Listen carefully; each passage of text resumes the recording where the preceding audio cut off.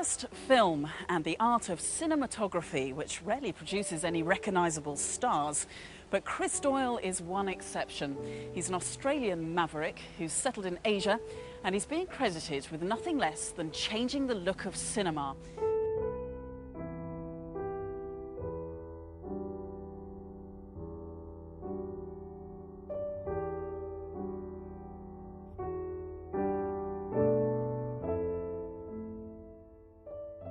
What does a cinematographer do?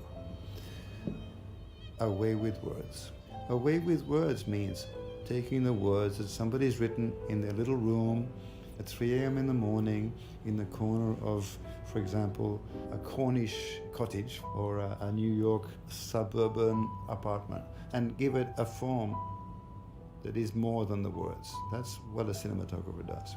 It has to celebrate visually an idea.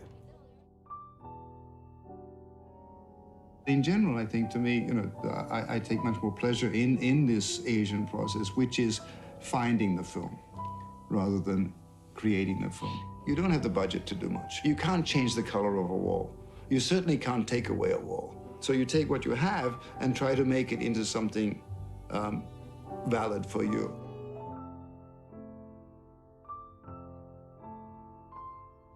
Like you walk into a room and they say, oh, that wall is blue. So therefore, oh, okay, so maybe blue is one of our themes. Your own experience and your own attention to those possibilities are what becomes style, what people call style.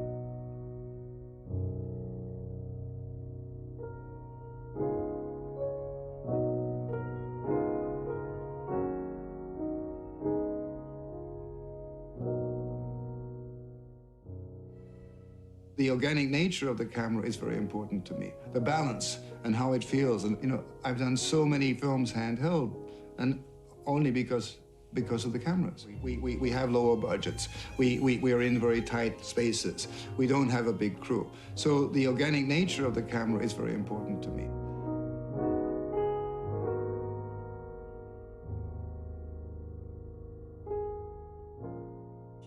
What happens with camera movement is it's what I call the dance between the actors and the camera. And I think the dance is what really engages people. And how well we dance is what camera movement is about.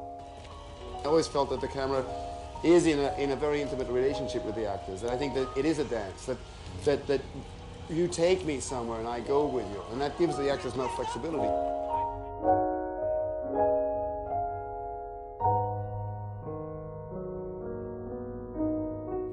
We don't have a lens on this one, but basically, you see, it's just like I can go anywhere, and you can go there, and I'll come back to you very quickly, and I can have different rhythm, so I don't have to go 1 1 2 2 1. I can go 1 1 3 and back.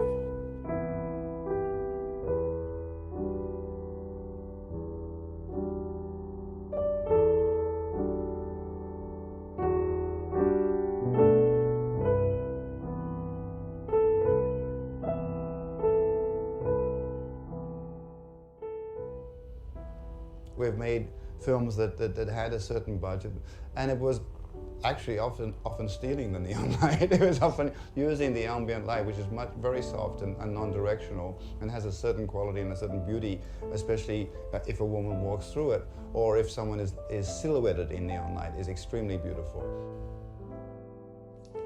The red is extremely vibrant in neon.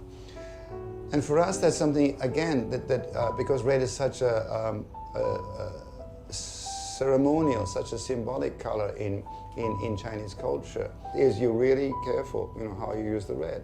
Otherwise, it becomes like a tourist brochure. It becomes like because then it loses its dynamism. I think neon uses that to advantage, because it is saying, I'm brash and I want to say something and I'm here. And so the colors are very, I think, much more specific than they are in other forms of lighting. To use any form of neon in filmmaking is, I think, you're trusting light and color and more than you do in other forms of lighting. You have to, because it's going to take you somewhere that you can't retrieve.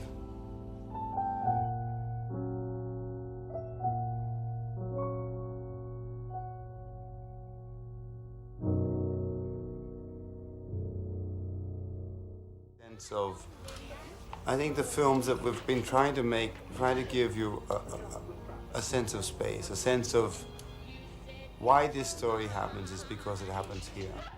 We make films about whatever it is, the energy of people together, their complicity, their loneliness, because we happen to live in a space like that.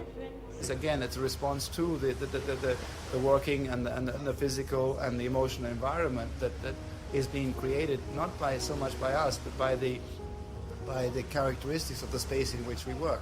And I think that's very much a Wong Kar-wai film, that all of our spaces are endemic to the film, that whether it's the smallness of a Hong Kong apartment, or the